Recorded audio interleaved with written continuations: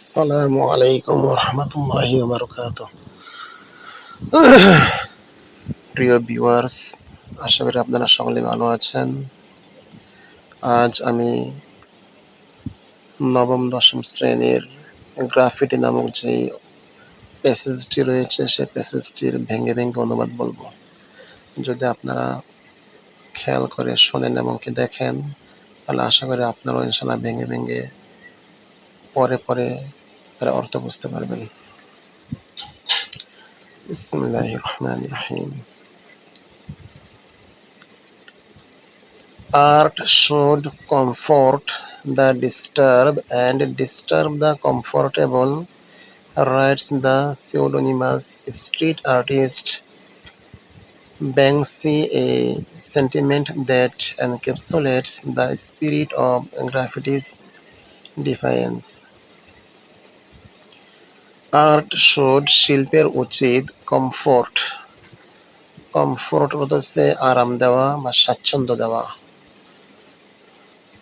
The disturb যারা নাকি বিরক্তি ফিল করে, যারা অশান্তিতে রয়েছে তাদেরকে, অর্থাৎ যারা অশান্তিতে রয়েছে বা যারা বিরক্তি ফিল করে তাদেরকে আরাম দেওয়া শিল্পের উচিত। আর কি উচিত?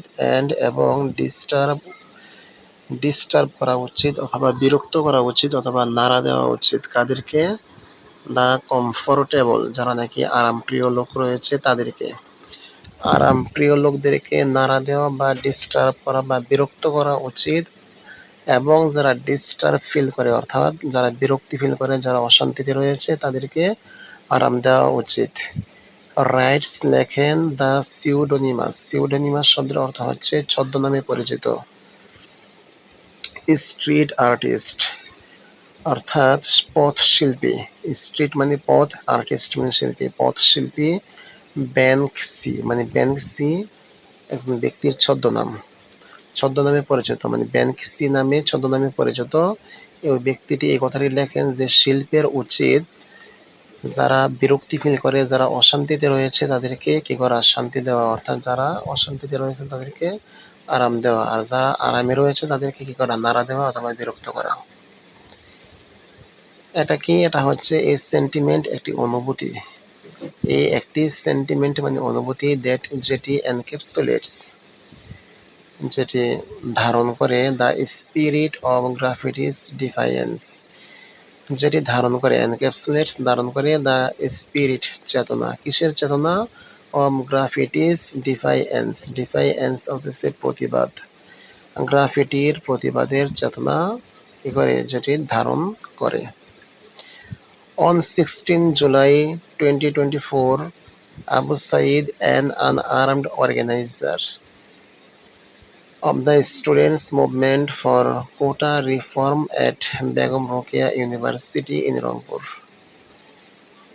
On 16 July 2024, 2024 সালের 16 July, Abu Saeed an unarmed organizer, তিনি কি ছিলেন? তিনি ছিলেন একজন আনআর্মড অর্থ হচ্ছে নিরস্ত্র,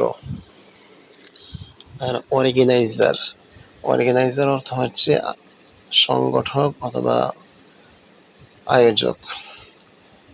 of the students movement, students মানে শিক্ষার্থী বা ছাত্র, মুভমেন্ট মানে আন্দোলন, অব মানে এর, তাহলে অব দ্য স্টুডেন্টস মুভমেন্ট ছাত্র আন্দোলনের। ছাত্র আন্দোলনটা কি নিয়ে হয়েছিল? কি কারণে হয়েছিল? ফর কোটা রিফর্ম, কোটা সংস্কার নিয়ে। ফর কোটা রিফর্ম মানে কোটা সংস্কারের জন্য। আর সে কোন বিশ্ববিদ্যালয়ে লেখাপড়া করতো? আর সে কোন বিশ্ববিদ্যালয় থেকে কি হয়েছিল? অর্গানাইজার বা আয়োজক হয়েছিল?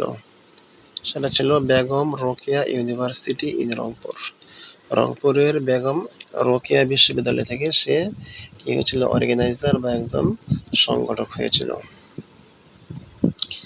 তারপরে তাকে কি করা হলো? সে পরিচয় দিচ্ছে ওয়াজ শট, তাকে গুলি করা হয়েছিল, এবং কিল্ড হত্যা করা হয়েছিল বাই পুলিশের দ্বারা, পুলিশের মাধ্যমে। অ্যাজ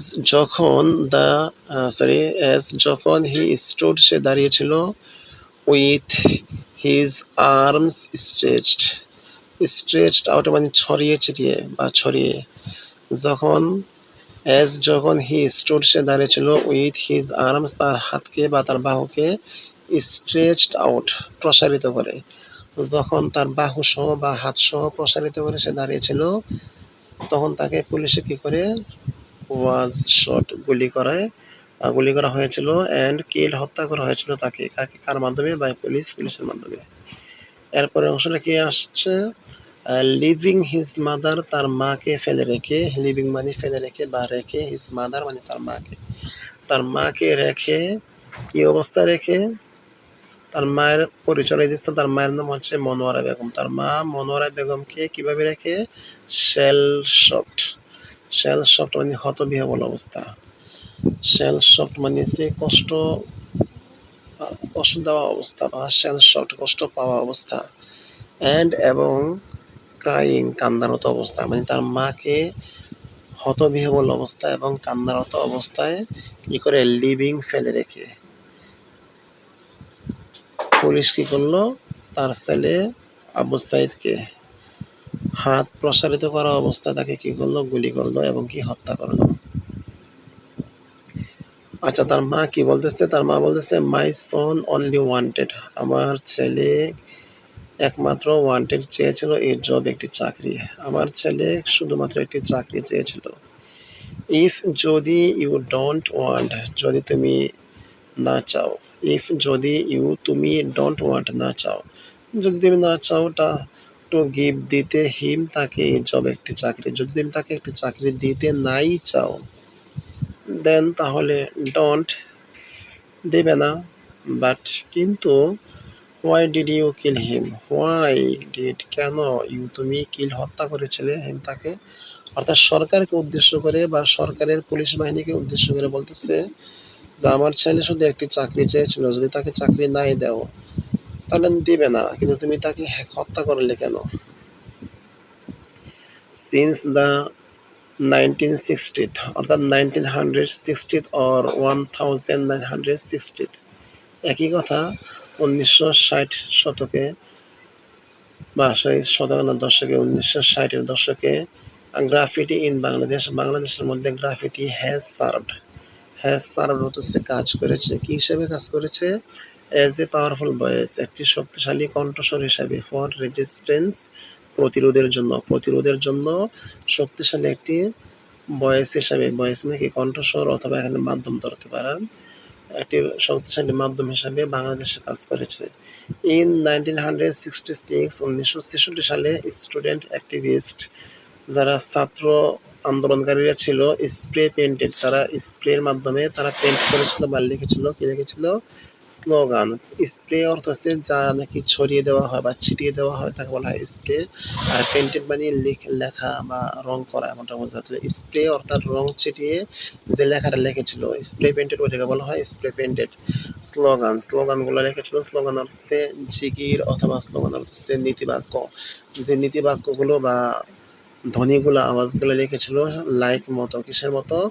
সেগুলো হচ্ছে ডাউন উইথ আইয়ুব খান, মানে আইয়ুব খানের কি হোক? ডাউন উইথ, নিপাত যাক অথবা ধ্বংস হোক, অথবা ধ্বংস চাই অথবা নিপাত চাই বা নিপাত যাক একই কথা। ডাউন উইথ নিপাত যাক আইয়ুব খান কি হোক? নিপাত যাক মানে কি আইয়ুব খানের ধ্বংস হোক অথবা আইয়ুব খানের পতন চাই, একই বলতে অর্থ। অন ওয়ালস দেয়ালে লেখা, ইউজিং গ্রাফিটি ব্যবহার করে। As a covert means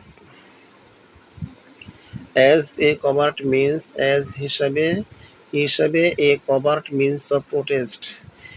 a covert means মানে গোপন মাধ্যম, কভার্ট মানে গোপন আর মিন্স মানে মাধ্যম, ও প্রোটেস্ট প্রতিরোধের একটি গোপন মাধ্যম হিসেবে কি হয়েছে?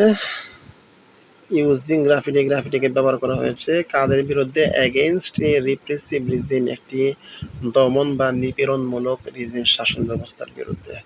এগেইনস্ট মানে বিরুদ্ধে। হোয়েন মিলিটারি ফোর্সেস যখন মিলিটারি বা সেনাবাহিনীর সৈন্যরা অ্যাপ্রোচড সামনে অগ্রসর হতো, দেশ শাউটের তারা চিৎকার করতো, চিকা বলে তারা চিৎকার করতো। আচ্ছা, এ ওয়ার্ড মিনিং একটি শব্দের অর্থ মোল অর মাস্কুরেট, মোল অর্থ হচ্ছে ইঁদুর আর অথবা মাস্করেট অর্থ হচ্ছে তুলনামূলকভাবে বড় ইঁদুর। মানে তারা চিকা চিকা বলে তারা কি করতো, শাউটেড করতো, চিৎকার করতো। আর এই চিকা চিকার মানে হচ্ছে মোল অর মাস্কেট, ইঁদুর অথবা বড় ইঁদুর। প্রিটেন্ডিং তারা ভান করতো যেন তারা ওয়ার কিলিং হত্যা করছিল রোডেন্টস। কাকে? রোডেন্টস মানে এক ধরনের প্রাণী যেগুলোর দাঁত ধারালো থাকে। অর্থাৎ এখানে ইঁদুর অর্থে ব্যবহৃত হয়েছে। প্রিটেন্ডিং তারা বান করতো তারা ওয়ার যেন মানে কি করতেছিল, ওয়ার কিলিং হত্যা করতেছিল। প্রিটেন্ডিং ভান করে তারা ওয়ার কিলিং হত্যা করছিল রোডেন্টস। কি কাকে? ইঁদুরকে হত্যা করছিল। To disguise their actions. To disguise মানে ছদ্মবেশ হওয়া। এখানে ডিসগাইজ অর্থ হচ্ছে এখানে কি করা, গোপন করা। টু ডিসগাইজ গোপন করতে, দেয়ার অ্যাকশনস তাদের কাজ। তারা যে সাধারণ জনগণকে যারা নাকি এই ডাউন উইথ আইয়ুব খানের লেখাটা নিয়ে যারা বাহির হয়েছিল তাদেরকে হত্যা করতেছে কি বলে, চিকা চিকা বলে। মানে তাদের মূল উদ্দেশ্য হচ্ছে তাদেরকে হত্যা করবে, কিন্তু মানুষদেরকে জানাবে কি তারা কি করতেছে, বড় ইঁদুর বা ইঁদুর হত্যা করতেছে। তাদের মূল টার্গেট হচ্ছে হত্যা করা। মূল টার্গেটটাকে গোপন করে, মানে মূল যে কাজ আছে মূল কাজটাকে গোপন করে তারা কি করছে, এই জিনিসটা তারা প্রকাশ করছে। প্রিটেন্ডিং ভান করে তারা ওয়ার। প্রিটেন্ডিং ভান করতো মানে কেমন ধরনের ভান করতো, বান করেছিল বা বান করে করতেছিল যেন ওয়ার কিলিং তারা হত্যা করতেছিল রোডেন্টস কে, ইঁদুরকে। টু ডিসগাইজ গোপন করতে, দেয়ার অ্যাকশনস তাদের কাজ, তাদের মূল উদ্দেশ্য গোপন করতে। দিস গেরিলা টেকটিক মার্কড, এই চোরাগোপ্তা কৌশলটি মার্ক মানে কি চিহ্নিত করে, দ্য বিগিনিং অফ গ্রাফিটি, অর্থাৎ গ্রাফিটির শুরু চিহ্নিত করে। As a tool of dissent in Bangladesh. তাহলে কি হচ্ছে, অ্যাজ এ টুল, অ্যাজ হিসাবে এই টুল এটিকে, এই টুল মানে একটি কি বলে যন্ত্র বা হাতিয়ার। হ্যাঁ, এই টোল একটি হাতিয়ার হিসেবে অফ ডিসেন্ট কিসের, প্রতিবাদের একটি হাতিয়ার হিসেবে কি করে গ্রাফিতির সূচনা কি করে চিহ্নিত করে বা শুরু চিহ্নিত করে। ইন বাংলাদেশে অ্যান্ড এবং এটি পালন করে এ ক্রুশাল রোল, একটি গুরুত্বপূর্ণ ভূমিকা in the liberation war in 1971 সালের। তারপরে Noor Hussain with the words down with autocracy. Noor Hussain with the words, এই কথাগুলো নিয়ে, উইথ মানে নিয়ে, দ্য ওয়ার্ডস শব্দগুলো বা কথাগুলো নিয়ে, কি কথাগুলো, down with autocracy. Down with মানে নিপাত যাক, আর অটোক্রেসি অর্থ হচ্ছে স্বৈরতন্ত্র বা স্বৈরাচার। স্বৈরতন্ত্র বোঝায়, স্বৈরাচার নিপাত যাক। হাউএভার যাই হোক, অথবা হাউএভার হচ্ছে সাধারণত এই অর্থে ব্যবহৃত হয়েছে। অথবা হাউএভার হতে যাই হোক, দ্য বাংলা স্পেলিং ফর নিপাত, বাংলা বানানটি ফর নিপাত, দীর্ঘ ইকার নি প আকার পাত নিপাত। এই নিপাতটি ইজ হচ্ছে নরস্বইকার নি প আকার পাত নিপাত। মানে যদিও বাংলা যে স্পেলটা বা বানানটা আছে তা হচ্ছে এই ফর কি নিপাতের জন্য ছিল নিপাত। এই দীর্ঘ ইকার নিটা সঠিক নয়, সঠিক হচ্ছে নিপাত নরস্ব ইকার নি দিয়ে সঠিক। অর্থাৎ এই নিপাতের জন্য যদিও ছিল কি, যদিও লেখাটি লেখা হয়েছিল নিপাত, মানে নদীর ইকার নি দিয়ে লেখা হয়েছিল, যদিও লেখাটি এক প্রকারের ভুল লিখেছিল। দেখে এখানে কি লেখে, the miss spelling under scoring. The miss spelling, এই ভুল বানানটি আন্ডার স্কোরিং কি করে তুলে ধরে অথবা ফুটিয়ে তোলে।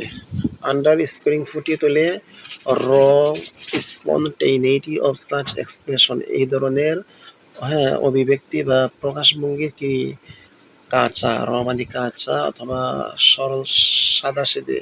আর স্পন্টেনিটি হচ্ছে সহজ সরলতা অথবা স্বতঃস্ফূর্ততা। অর্থাৎ এই ধরনের এই র অর্থ হচ্ছে কাঁচা, এখানে হচ্ছে প্রকৃত অথবা অকৃত্রিম, এমনটা বোঝায়। তাহলে প্রকৃত আমরা অর্থ ধরে নেই প্রকৃত, স্পন্টেনিটি স্বতঃস্ফূর্ততা অথবা সহজ সরলতা। প্রকৃত সহজ সরলতা কি করেছে, আন্ডার স্কোরিং ফুটিয়ে উঠেছে অফ সাচ এক্সপ্রেশন, এই ধরনের এক্সপ্রেশনে বা এই ধরনের কি সেই ধরনের প্রকাশভঙ্গিতে।